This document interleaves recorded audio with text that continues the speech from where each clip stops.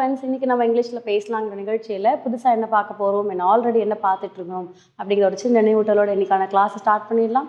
நம்ம எதை பற்றி பார்த்துட்ருக்கோம், காலங்கள் அப்படிங்கிற விஷயத்தை பற்றி பார்க்குறோம் இல்லையா. ஸோ அப்போ காலங்கள் அப்படிங்கும் போது நமக்கு நிகழ்காலம், எதிர்காலம், இறந்த காலம், இந்த மாதிரி 3 காலங்கள் அடிப்படையில் நம்ம காலங்கள்ன்ற விஷயத்தை பார்த்துட்ருக்கோம்.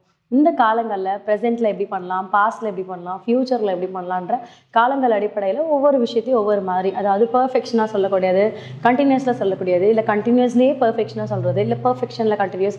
ஸோ இந்த மாதிரி ஒவ்வொரு விஷயங்கள். இது மட்டுமே இல்லாமல் அஃபர்மேட்டிவ் பேஸ்டும் நம்ம சொல்லிக்கிட்டு இருக்கோம். அதாவது ஒரு வாக்கியத்தை பாசிட்டிவாக எப்படி பேசலாம், நெகட்டிவாக எப்படி பேசலாம், இன்ட்ரோகேட்டிவாக எப்படி பேசலாம் அப்படிங்கிறதா.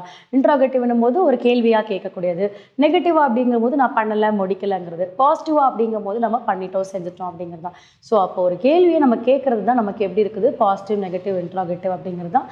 ஸோ ஒரு வாக்கியத்துக்கு நமக்கு ஆக்ஷன் மட்டும் இருந்தால் போதுமா, இல்லை ரூல் மட்டும் இருந்தால் போதுமானா கண்டிப்பாக ரூல் வேணும். ரூல் தான் உங்களுக்கு என்ன பண்ணும் அப்படின்னா, அந்த ரூல் உங்களுக்கு சென்டென்ஸை உங்களுக்கு ஒரு ஃபார்மேஷனாக உங்களுக்கு அமைச்சு கொடுக்கும். அது மட்டும் இல்லாமல் ஆக்ஷன், செயல், நீங்கள் என்ன செயலை செய்கிறீங்க அப்படிங்கிறத ஒரு பேஸ் பண்ணி உங்களுக்கு கொடுத்துரும். சரிங்களா.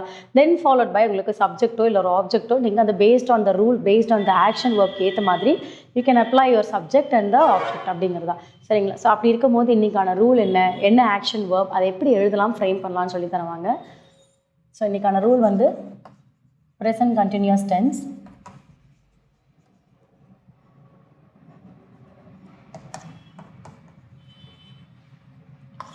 இதில் பாசிட்டிவ் அஃபர்மேஷன் தான் பார்க்குறோம். ஸோ அது முன்னாடி ஆக்ஷன்ஸ் பார்த்துடலாம். V1, V2, V3, V1 + ing. அதாவது present, past participle. So present ஃபார்மில் நான் என்ன எடுக்கிறேன் அப்படின்னா, வேர்ப் வந்து ஸ்டடி. ஸ்டடி அப்படின்னா படிக்கிறது. ஸோ அப்போ படிக்க. V2 and V3 பார்த்தோம்னா ஸ்டடீடு, படித்தான், படித்தேன். ஸோ அந்த மாதிரி. V1 + ing studying.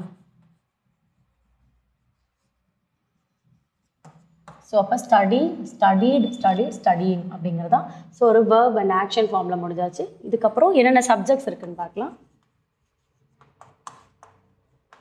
I, we, you, he, she, they, it. So ஒரு சப்ஜெக்ட் ஃபார்ம்ஸ் இவங்க எல்லாமே இருக்காங்க. ஸோ இப்போ ப்ரெசன்ட் கண்டினியூஸோட ரூல். ஸோ ரூல்னு எழுதுறீங்க அப்படின்னா ஒரு சப்ஜெக்ட் ஃபாலோட் பை ப்ரெசன்ட் அப்படிங்கிறது நிகழ்காலம் இல்லையா. ஸோ நிகழ்காலத்துக்கு ஏற்ற மாதிரி ஆம், இஸ், ஆர். ஆம் அல்லது இஸ், அப்படி இல்லைன்னா ஆர் அப்படிங்கிற so the form of verb எடுத்துக்கலாம். அதுக்கப்புறம் followed by action verb. So V1 + ing and followed by object. இதுதான் ஒரு ப்ரெசன்ட் கண்டினியூஸோட ரூலாக அமையுது. ஸோ இந்த ரூலுக்கு அடிப்படையில் சென்டென்ஸ் எழுதணும். அதுக்கு முன்னாடி இந்த ஆம், இஸ், ஆர் அப்படிங்கிறது யார் யார் கூட ஃபிக்ஸ் ஆவாங்கன்னு பார்த்துடலாம். ஐ, ஆம் ப்ரெசென்ட்டில், பாஸ்ட்னா was. He, is, was. She, is, was. Then it, is, was. So இவங்கெல்லாம் ப்ரெசன்ட் ஃபார்ம், இவங்கெல்லாம் பாஸ்ட் ஃபார்ம். ஸோ ப்ரெசென்ட்டில் வரும்போது, பாஸ்ட்டில் வரும்போதுன்னு சொல்லிட்டோம். இப்போ இந்த இடத்துக்கு அப்புறம் இஸ் முடிஞ்சிச்சு, ஆம் முடிஞ்சிச்சு. தென் வந்து ஆர் இருக்குது. அப்போ are. You, are, were. We, are, were. They, are, were. அப்போது ஒரு form of you, we, they, are, were, present and past form. So யார் யாருக்கு எது ஃபிக்ஸ் ஆகும் நம்ம சொல்லிட்டோம். இப்போ சென்டென்ஸ் ஃப்ரேம் பண்ணலாம். எக்ஸாம்பிள், இப்போ நான் சப்ஜெக்ட் வந்து ஐ எடுக்கிறேன். ஸோ ஐ ப்ரெசன்ட் ஃபார்மில் சூட்ஸ் வந்து ஆம் இல்லையா. ஸோ ஐ ஆம் ஒரு சப்ஜெக்ட் முடிஞ்சிருச்சு. தென் ஒரு மெயின் ப்ளஸ் ஹெல்பிங் வேர்ப் இப்போ நம்ம எழுத போகிறோம். ஆம் கனெக்ட் பண்ணியாச்சு. தென் V1 + ing வந்து ஸ்டடி, நம்ம V1 எடுத்திருக்கோம்.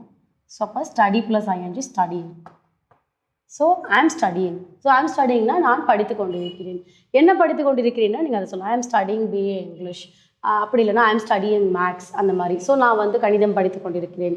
ஸோ அப்படி சொல்லக்கூடியது. அப்போ நம்ம என்ன பண்ணுறோம் அப்படிங்கிறது தான், என்ன படிக்கிறோம் அப்படிங்கிறது தான். ஸோ இப்போ நான் வந்து ஐம் ஸ்டடியிங் இங்கிலீஷ். ஸோ அப்போ நான்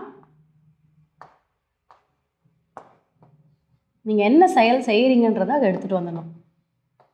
ஆங்கிலம், அதுக்கப்புறம்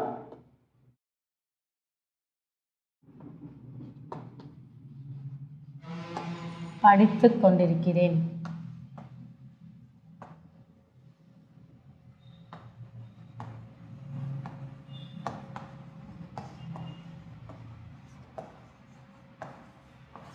ஸோ அப்போ நீங்கள் என்ன பண்ணுறீங்க, இங்கிலீஷ் வந்து படிச்சுட்ருக்கீங்க. அப்போ படித்து கொண்டிருக்கிறேன் அப்படின்னா அந்த வேலையில் கண்டினியூஸ் இருக்குது, நான் பண்ணிக்கிட்டு இருக்கேன் அப்படிங்கிறது தான் இந்த கண்டினியூஸ் ஃபார்ம் வந்து ஐஎன்ஜி அப்படிங்கிறது. ஸோ அப்போ V1 + ஐஎன்ஜி இதுதான் நமக்கு என்னவா வருது, த ஃபார்ம் ஆஃப் கண்டினியூஸ்.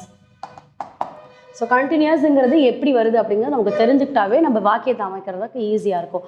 இப்போ இதையே நம்ம வந்து என்ன பண்ணலாம், இது நம்ம பாசிட்டிவில் எழுதியிருக்கோம். ஆக்சுவலாக பார்த்தோன்னா அஃபர்மேட்டிவ் பிரகாரம் இது ஒரு பாசிட்டிவ் சென்டென்ஸ்.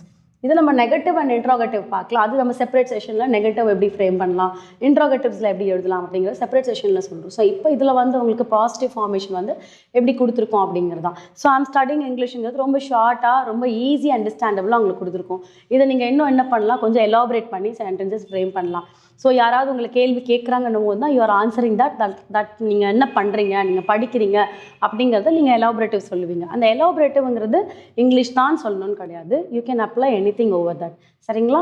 ஸோ இன்றைக்கான வேர்ப் ஃபார்ம், இன்றைக்கான ஆக்ஷன் வச்சுட்டு ரூல் வச்சு சென்டென்ஸ் உங்களுக்காக ஃப்ரேம் பண்ணியிருக்கு. இதை பேஸ் பண்ணி நீங்களும் ஒரு 5 to 10 சென்டென்ஸ் ஹோம்ஒர்க் பண்ணுங்கள். அடுத்த கிளாஸில் அடுத்த இன்ட்ரெஸ்டிங்கான சென்டென்ஸோடு உங்களை மீட் பண்ணுறேன். தேங்க்யூ.